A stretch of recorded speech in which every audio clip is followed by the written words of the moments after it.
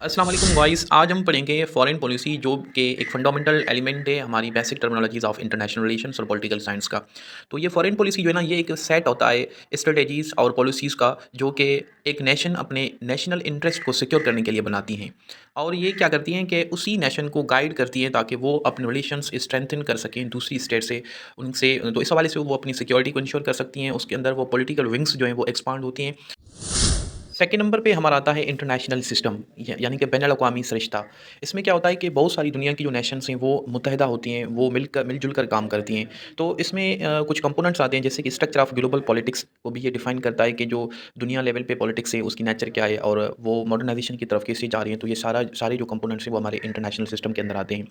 ये international system basically तीन pillars पे बेस करता है। हमारा नंबर वन होता है यूनिपोलर सिस्टम, जिसमें वन ऑर्डर जो है ना वो यूज़ होता है, मोनोपोली इस्तेमाल होती है, किसी भी एक कंट्री की डोमिनेंसी होती है। बाइपोलर सिस्टम या बाइपोलरिटी में हमारी दो कंट्रीज़ जो है ना या दो नेशंस जो है ना वो डोमिनेंसी हासिल कर रही होती हैं, ताकि वो दूसरी जो नेशन से रिमेनिंग उनके ऊपर वो रूल कर पाएँ। और तीसरा हमारा कंपोनेंट है मल्टीपोलर सिस्टम। मल्टीपोलर सिस्टम ये होता है कि उसमें बहुत सारी नेशंस जो है ना वो राइजिंग कर रही होती हैं और वो अपनी इंटरफेरेंस कर रही होती हैं, अपनी वो जो है ना सुपीरियरिटी को शो रही होती हैं, ताकि बकाया जो दुनिया के अंदर और भी जो सुपर पावर्स हैं उनके लिए एक थ्रेट बन जाती हैं। नेक्स्ट है हमारा बैलेंस ऑफ पावर, यानी कि मुतवाज़न ताकत। ये क्या होता है कि डिस्ट्रीब्यूशन ऑफ पावर होती है टू प्रिवेंट डोमिनेंसी, यानी कि किसी भी नेशन को बकाया नेशन से सुपीरियरिटी देने से ये अवॉइड करती हैं, ठीक है। और ये एक मुतवाज़न क्रिएट करती हैं बहुत सारी नेशंस के अंदर। दूसरी पॉइंट बता रहा है कि मेंटेन्स इंटरनेशनल स्टेबिलिटी। ज़ाहिर सी बात है, जब सब नेशंस के अंदर डिस्ट्रीब्यूशन ऑफ पावर इक्वल होगी तो इसमें क्या होगी कि जो इंटरनेशनल रिलेशंस हैं वो स्टेबल होंगे और वो एक मुतवाज़न सतह पे काम करेंगे। कोई भी नेशन किसी और नेशन से डोमिनेंट नहीं रह पाएगी। सब जो है ना वो इक्वली अपने डोमेन के अंदर काम करेंगे। इसको हम कहते हैं बैलेंस ऑफ पावर। अच्छा गाइस, हमारा नेक्स्ट आती है हमारी सिक्योरिटी, बचाव का निज़ाम, डिफेंस सिस्टम। सिक्योरिटी क्या करता है कि ये प्रोटेक्ट करता है किसी भी स्टेट को एक्सटर्नल और इंटरनल जो थ्रेट्स होती हैं उनसे, उसको ये सिक्योर करता है, ठीक है। तो फिर ये इसकी फॉर्म्स होती हैं, चाहे वो मिलिट्री सिक्योरिटी हो जिसमें हमारी आर्मी इन्वॉल्व होती है, इकोनॉमिक सिक्योरिटी होती है जिसमें हमारी जो है ना इकोनॉमी को जो है ना फास्टर करने के लिए भी हमें सिक्योरिटी की ज़रूरत होती है, ताकि किसी भी वजह से हमारी इकोनॉमिक डाउनफॉल ना हो पाए। और तीसरे नंबर पे हमारा होता है साइबर एनवायरमेंटल सिक्योरिटी। साइबर ये जो मनी लॉन्ड्रिंग वगैरह होती है या ऑनलाइन फ्रॉड्स वगैरह होते हैं, आपके अकाउंट से जो है ना जो भी कैश वगैरह उसको निकाला जाता है या वेबसाइट्स वगैरह हैक की जाती हैं, तो उनको भी सिक्योर करने के लिए हम जो है ना टर्म सिक्योरिटी ही इस्तेमाल करते हैं। और इन्वायरमेंटल सिक्योरिटी जो है ना वो भी एक एसेंशियल कंपोनेंट होता है इसका, ताकि हमारे इन्वायरमेंट के अंदर कोई वायरल स्प्रेडिंग ना हो, या हमारे अंदर जैसे कि अभी चल रहा है हमारा क्लाइमेट चेंज के इशूज़ हो रहे हैं, तो ये भी एक इन्वायरमेंटल सिक्योरिटी के डोमेन में आ जाती है। अच्छा गाइस, नेक्स्ट हमारा आता है अलायंस। अलायंस क्या होता है कि ये कोलैबोरेटिव वर्क होता है, एक कोऑर्डिनेशन या एक यूनिटी होती है बहुत सारी स्टेट्स के अंदर, ठीक है। ये एक एग्रीमेंट फॉर्म के अंदर होती हैं, जो कि जो नेशंस के बीच में जो एग्रीमेंट बनता है उनको सिक्योरिटी प्रोवाइड करता है और एक स्ट्रेटेजिक पर्पस, यानी कि स्ट्रेटेजीज जो है ना पॉलिसी मेकिंग वगैरह को हम कहते हैं, डिसीजन मेकिंग को कहते हैं, कि किस तरह से उस अलायंस को आगे फॉरवर्ड किया जा सके। इसका हम बेहतरीन एग्जांपल जो है ना वो नेटो का ले सकते हैं, जिसके अंदर बहुत सारी जो स्टेट्स हैं उनका एक कोऑर्डिनेशन बना होता है, जिसको हम अलायंस कहते हैं। अच्छा गाइस, अभी हम बात करेंगे ग्लोबलाइजेशन। ग्लोबलाइजेशन देखिए, आज की जो मॉडर्न वर्ल्ड है वो ग्लोबलाइज की तरफ जा रही है, यानी कि ये एक इंटरडिपेंडेंस होती जा रही है बहुत सारी स्टेट्स की एक दूसरे के ऊपर।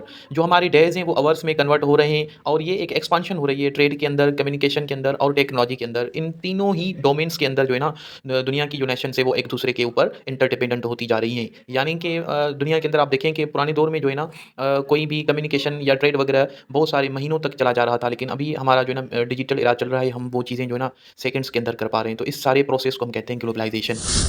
इंटरनेशनल ऑर्गेनाइजेशंस, यानी कि अक़वाम मुत्तहिदा, ये बहुत सारी जो स्टेट्स हैं वो एक दूसरे के साथ मिलजुल कर काम कर रही हैं, और इसमें वो जो है ना प्रमोट कर रही हैं कोऑपरेशन को, ठीक है। वो अपनी कोऑर्डिनेशन को जो है ना वो यकीनी बना रही हैं। इसमें क्या होता है कि जो पीस है उसको मेंटेन कर सकते हैं हम, और डेवलपमेंट भी एक यकसां रफ्तार में हो सकती है, जिसका हम एग्जांपल ले सकते हैं यूएनए, आईएमएफ, डब्ल्यूएचओ, जो कि एक बड़ी बहुत ऑर्गेनाइजेशंस होती हैं और उसकी बहुत सारी नेशंस जो है ना मेंबर होती हैं, एक कोऑपरेटिव तरीके से जो है ना काम कर रही हैं। किसी को ऐड देना है, किसी नेशन को जो है ना पैंडेमिक के हिसाब से उसको हम जो है ना रिलीफ दे रहे हैं फंड की सूरत में, या कोई मेडिकल वगैरह जो है ना इमरजेंसी के हिसाब से हम उसको सिक्योर करते हैं। तो ये इंटरनेशनल ऑर्गेनाइजेशंस का काम होता है।